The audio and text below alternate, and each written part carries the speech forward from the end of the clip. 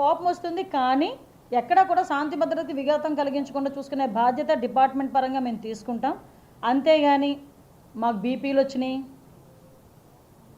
Okay, మా మేము అపోజిషన్లో ఉండేటప్పుడు తీసుకెళ్ళి ఆ రాళ్ళు ఇసిరి మా ఆఫీస్ని పగలగొట్టారు.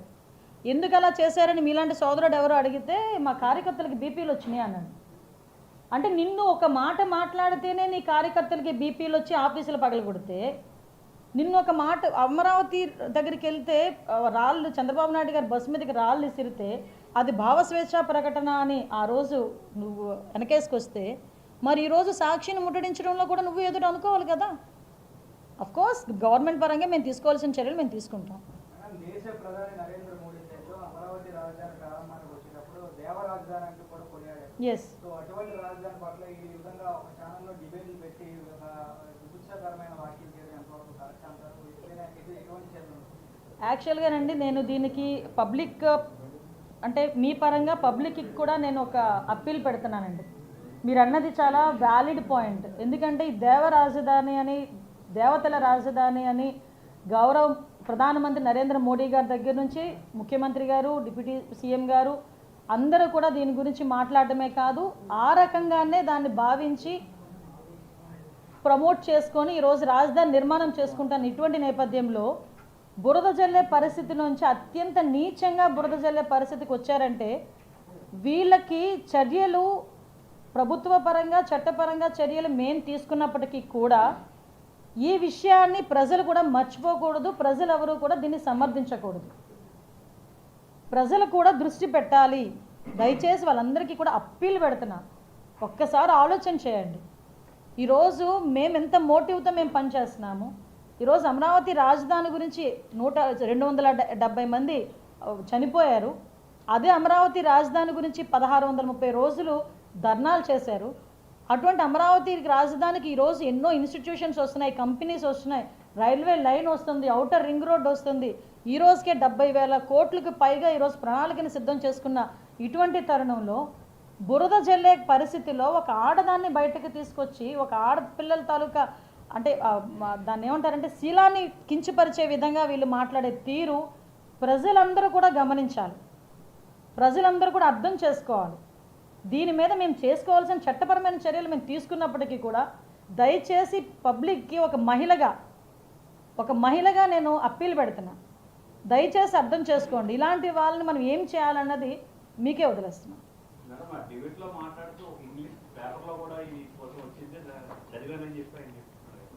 ఆయన రాసుకున్న ఇంగ్లీష్ పేపర్ల గురించి మాట్లాడితే మనం ఏం చేయలేమండి. యాక్చువల్గా నేను తర్వాత చాలా సర్వేస్ నేను కూడా చూసాను. యాక్చువల్గా ఎవ్రీ టైము ఒక హెల్త్ గురించి ప్రతి ఒక్కరు కూడా కొన్ని సర్వేస్ బయట పెడతారు. ఆ సర్వేస్ విషయంలోని దాన్ని బేస్ చేసుకొని నోటుకొచ్చినట్టు మాట్లాడడం అనేది ఎంతవరకు న్యాయం? పోనీ నువ్వు నిజంగా సర్వేయే చూసావు, సర్వేలో ఇలా రాసుంది అని చెప్పి మాట్లాడు. ఇప్పుడు ఫర్ ఎగ్జాంపుల్ ఆయన మాట్లాడిన మాటలు బాగానే గుర్తు చేశారు, థ్యాంక్ యూ సో మచ్. ఆయన మాట్లాడే మాటల్లో ఏముంది, ఇక్కడ ఇంతమంది సెక్స్ వర్కర్స్ ఉన్నారు, సో రాజధాని ప్రాంతాన్ని ఇంకా అలా మాట్లాడేస్తాం. ఇప్పుడు మన ఊర్లో వస్తారు, కుష్ఠవ్యాధి నివారణ కేంద్రం అని పెడతారు. ఆ ఊర్లో అందరూ కుష్ఠవ్యాధుగ్రస్తులు ఉన్నట్ట దాని అర్థం? ఇప్పుడు ఎక్కడో నిరక్షరాస్యతకి నిర్మూలిద్దామని చెప్పేసి ఒక గ్రామంలో బోర్డు ఉంటుంది అంటే ఆ ఊర్లో వాళ్ళందరూ నిరక్షరాస్యులని అర్థం?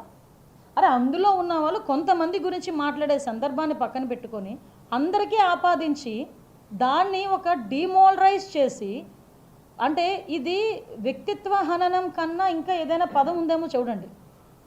ఇది మనల్ని ఒక రకంగా మానసికంగా చాలా హింసిస్తుంది. ఈ వర్డ్ మానసికంగా చాలా హింసిస్తుంది. ముఖ్యంగా మహిళలుగా మమ్మల్ని ఎంత హింసిస్తుందో అట్ ద సేమ్ టైం ఆ మహిళను గౌరవించే ప్రతి జెంట్కి కూడా ప్రతి పురుషుడికి కూడా అంతే పెయిన్ ఉంటుంది. సో అది లాజిక్లెస్ ఆర్గ్యుమెంట్ అన్నమాట. అది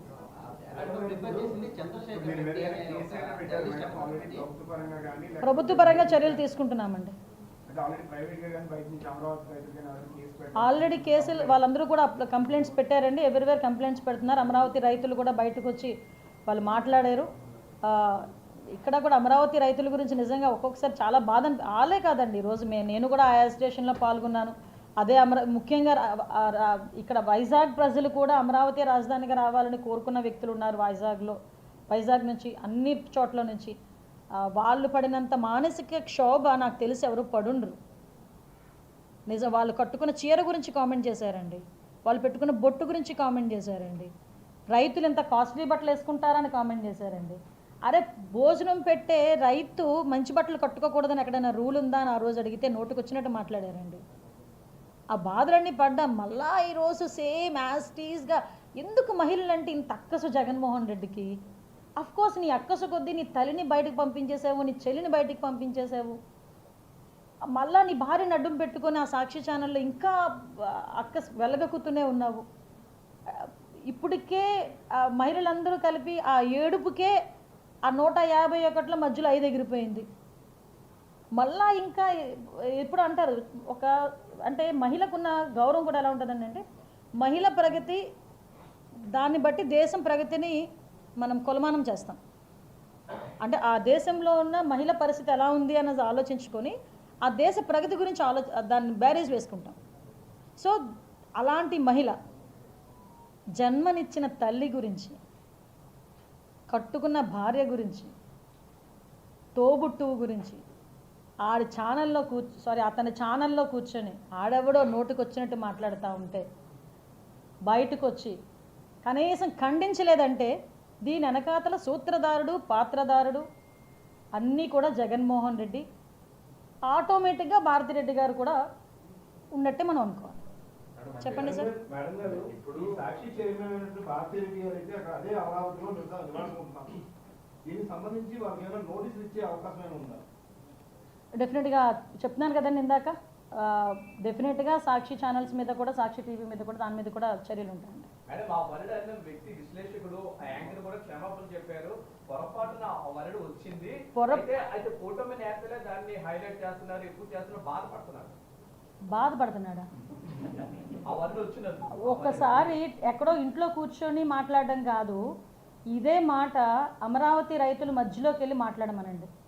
నిజంగా క్షమాపణ అడిగే పరిస్థితి అయితే బయటకు వచ్చి అమరావతి మహిళా రైతుల దగ్గరికి వెళ్ళి, అమరావతి దగ్గరికి వెళ్ళి, అమరలింగేశ్వర స్వామి టెంపుల్ ఉంది అక్కడ, ఆ టెంపుల్ దగ్గరికి వెళ్ళి నిజంగా తప్పుడుగా నేను మాట్లాడాను అని చెప్పి అమరావతి మహిళా రైతులందరినీ మధ్యలో పెట్టి మాట్లాడమనండి. మేమెందుకు చేస్తామండి? అరే నువ్వు నోటికి వచ్చి నేను ఆ వీడియో మీరు అందరూ చూసే ఉంటారు. అసలు ఏ యాంగిల్లోనైనా అతను ఇంటెన్షనల్గా మాట్లాడినట్టే ఉంది, కానీ అతను అంటే మామూలుగా ఏదో మాట్లాడేశాను అన్నట్టుగా ఎక్కడ కనిపించలేదు కదా. అంటే నేనేమంటానంటే 5,000కి 7,000కి కూడా ఛానల్లో కూర్చొని ఇంట్లో ఆడవాళ్ళని కూడా నేను ఎందుకు అతను మీరు అబ్జర్వ్ చేయండి, మీరు ఆలోచించుకుంటే నాకు నిజంగా చాలా బాధ అనిపించిందండి. ఒక ఫోటో విపరీతంగా సోషల్ మీడియాలోకి బయటకు వస్తుంది, మా తెలుగుదేశం పార్టీ ఉంటాయి కదా వస్తున్నాయి. ఏంటి అమ్మాయి ఎవరు అని నేను చెక్ చేసుకుంటున్నాను. పాపం చూస్తే అత్తడిగాడు తాలూకా కూతురు, తప్పు కదా. నేను వెంటనే ఫోన్ చేశాను, తప్పరా వెంటనే నేను కూడా కింద పంపించాను, తప్పు ఏ ఆడపిల్లని ఒకటే. వాళ్ళ తండ్రి ఏదో నోటుకు వచ్చినట్టు మాట్లాడితే అమ్మాయి తప్పు ఏం చేసింది, వాళ్ళ భార్య ఏం తప్పు చేసింది? మేము ఆ యాంగిల్లో ఆలోచిస్తాం మేము, అంతేగాని తెలుగుదేశం పార్టీలు ఆడవాళ్ళందరినీ వీధిలో పెట్టేసి నోటుకు వచ్చినట్టు మాట్లాడేద్దాం.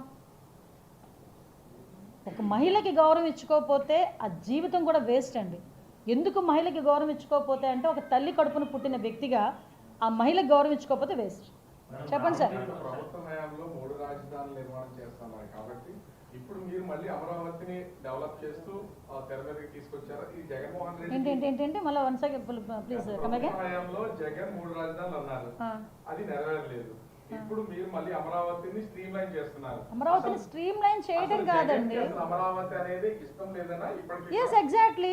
ఇంకా కనిపించట్లేదా మీకు, తెలియట్లేదా? అమరావతి మీద ఏ రకంగా బురద చల్లారో మీకు తెలియదా? అదే అమరావతిని అమరావతి అనలేదా? అదే అమరావతిని శ్మశానం అనలేదా? అదే అమరావతి దగ్గరికి రైతుల్ని లాఠీలతో కొట్టించలేదా? అమరావతి రైతులు దీక్షలు చేస్తున్న భగ్నం కలిగించలేదా? వాళ్ళ మీదకి రౌడీల్ని పంపించలేదా? అమరావతి రైతులని పరామర్శించడానికి వెళ్తే చంద్రబాబు నాయుడు గారు బస్సు మీద రాళ్ళు రువించలేదా? అదే అమరావతి రైతుల గురించి సపోర్టివ్గా మాట్లాడితే మా పార్టీ ఆఫీస్ మీద రాళ్ళు రువ్వలేదా? అమరావతిని ఎలాగైనా మీకు ఇంకొక విషయం చెప్పాలి. ఇదే అమరావతి గురించి బిల్లు అసెంబ్లీలో పాస్ అయ్యి కౌన్సిల్ దగ్గరకు వచ్చేసరికి సెలెక్ట్ కమిటీకి పంపించేసరికి ఇతను అక్కస్ ఎలా ఉంటుందన్న విషయం చెప్తున్నా. సెలెక్ట్ కమిటీకి మండలి చైర్మన్ అప్పుడు షరీఫ్ గారు సెలెక్ట్ కమిటీకి పంపించాలి అని చెప్పినప్పుడు ఆర్టికల్ 71 ప్రకారం దేని ప్రకారమో పంపించాలని చెప్పినప్పుడు ఏకంగా మండలినే రద్దు చేసేస్తానని చెప్పి మాట్లాడిన సందర్భం మీకు గుర్తులేదా? అంటే అక్కడే అర్థమవుతుంది కదా, అమరావతి అంటేనే మనోడికో పెద్ద అంటే ఒక అయిష్టత. సో అక్కడి నుంచి మొదలైంది ఇది. ఇప్పటికీ అది డెవలప్ అవుతుంది. అమరావతి పునర్నిర్మాణానికి నరేంద్ర మోడీ గారే వచ్చారంటే దీన్ని ఎలా డిస్ట్రాయ్ చేయాలి? సాధారణంగా ప్రతి ఒక్క ఈ కొన్ని పదాలు నేను కొన్ని పొజిషన్స్ని బట్టి నేను కొన్ని పదాలు ఇది చేయాల్సి వస్తాను. సాధారణంగా ఒక మహిళ గురించి మాట్లాడితేనే మోరల్గా డిస్కరేజ్ అవుతారు, డిమోరలైజ్ అవుతారు. సో మొత్తం ఓవరాల్ స్టేట్లో ఆడవాళ్ళందరి గురించి మాట్లాడాడు. సో మీరు ఆలోచించండి ఏం చేయాలో. ఓకే, గత ప్రభుత్వ హయాంలో 3 రాజధానుల్లో అమరావతి రాజధాని ఒకటి ప్రకటించడం జరిగింది. అమరావతిని మేము స్వాగతిస్తున్నామంటూ కూడా గత 2 రోజుల క్రితం వైసీపీ నేత జోగి రమేష్ కూడా ఇటువంటి సందర్భంలో అదే జోగి రమేష్ ఈరోజు బయటకు వచ్చి అతను